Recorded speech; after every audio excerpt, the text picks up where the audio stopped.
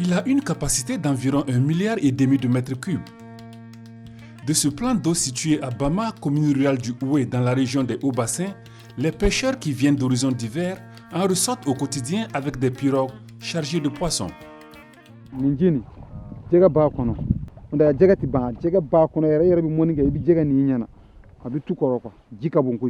La pêche, en tout cas, se porte bien. Nous avons enregistré plus de 900 tonnes de poissons capturés pour ce qui est en tout cas de cette première année d'exploitation. Le barrage de Samandeni a une capacité de production d'environ 1000 tonnes de poissons par an. Il est le berceau d'une vaste zone humide qui offre des opportunités de création de richesses et d'emplois. Cette zone humide-là a permis aujourd'hui donc la présence d'une quarantaine d'espèces de poissons, des grands mammifères tels que les hippopotames, il y a les crocodiles, il y a les éléphants aussi qui sont autour donc du barrage. En plus de ça, l'une des vocations majeures de ce lac de barrage là aussi, c'est la production à terme de l'eau potable en cas de besoin. Nous avons eu la chance quand même d'avoir le barrage de Samandeni. On côtoie au moins ces 5 communes. La majeure partie en tout cas des fonds viennent vers Bama parce que nous sommes en aval. Donc nous avons eu cette chance quand même que cette zone humide nous apporte un plus pour le développement de la commune de Bama. Malheureusement, la biodiversité de cette zone humide subit l'action conjuguée de l'homme et d'un climat parfois rude. Après la mise en eau, on a constaté l'occupation des berges par les maraîchers. Mais avec donc les séances de sensibilisation, ces maraîchers-là aujourd'hui ont abandonné ces pratiques-là. De temps en temps, nous constatons que de mauvaises pratiques de pêche sont menées sur le plan d'eau, ce qui n'est pas sans conséquence sur la gestion durable des ressources halieutiques. Pour atténuer les effets de cette pression à la fois anthropique et climatique, le projet Gestion durable des zones humides pour le renforcement de la sécurité alimentaire et la résilience des écosystèmes en Afrique de l'Ouest, GEDESAO, est à la tâche. C'est un projet qui est financé à travers donc, le programme d'appui surveillance donc, de l'environnement et la sécurité donc, de l'Union africaine.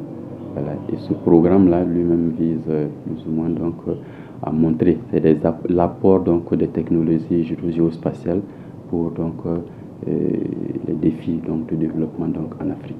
Le site de Samandeni accueille donc, un grand projet donc, du gouvernement qui est donc le projet donc, de développement intégré donc, de Samandeni, à travers donc, le grand barrage donc, qui a été construit. Le barrage correspond donc, au 3e barrage donc, du pays, voilà, avec bien entendu beaucoup de fonctions que ce barrage-là donc, doit remplir.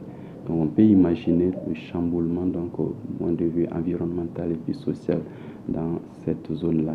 Dans le cas donc, du projet GEDESAO, il est envisagé donc l'emploi donc des données d'observation de la Terre, c'est-à-dire les images satellites, des prises de vue aériennes donc dans certaines zones, pour pouvoir étudier les zones humides et afin donc d'accroître donc notre connaissance donc de ces zones humides.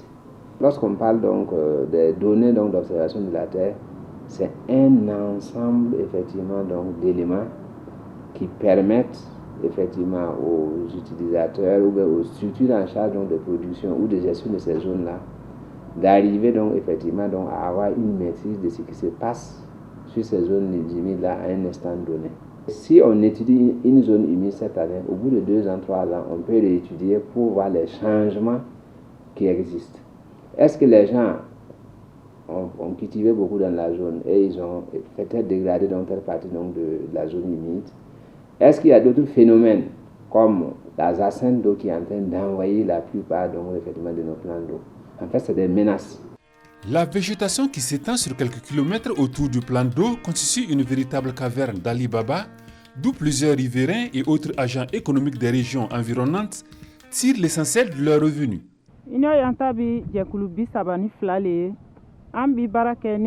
Environnement ka produit les transformations.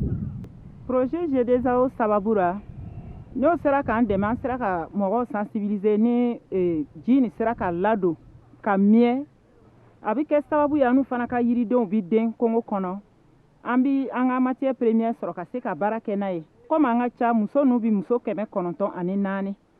O bébé se qu'au kabolo la bara soro, avec que Sababu ya ka wal soro sera d'ailleurs au fait, au bibo fantanyara.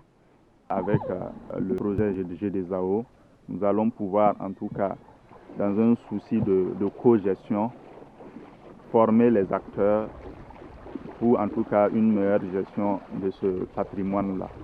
Nous avons quand même besoin de cet accompagnement, surtout pour le renforcement de nos capacités. En nous formant sur les zones humides, ça nous permet aussi d'avoir des idées, en tout cas, sur d'autres projets.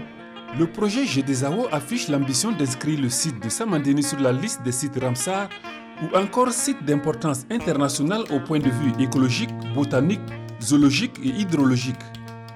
Nous visons donc à terme de pouvoir amener ces sites-là à être classés d'ici la fin du projet dans la liste donc, des sites Ramsar. Voilà, pour quand même donner en tout cas une certaine garantie pour que la gestion durable soit effective donc, dans ces zones-là. Si au niveau de Ramsar, déjà, le site est retenu, là vraiment, c'est des applaudissements pour la commune de Bama, et sinon que, j'allais dire même la région des Hauts-Bassins, parce que si déjà on a 5 communes qui entourent le barrage, et qu'avec Ramsar, nous pouvons quand même nous faire voir ailleurs, et nous pouvons être accompagnés, parce que déjà avec Ramsar, je crois qu'il y a quand même des accompagnements. Et nous sommes vraiment très contents. Ainsi amorcer cette course vers la reconnaissance à l'échelle internationale de la zone humide de Samandéni se veut irréversible. Un exploit qui devrait apporter de la valeur ajoutée à l'économie tout en renforçant la politique nationale de la préservation des ressources naturelles.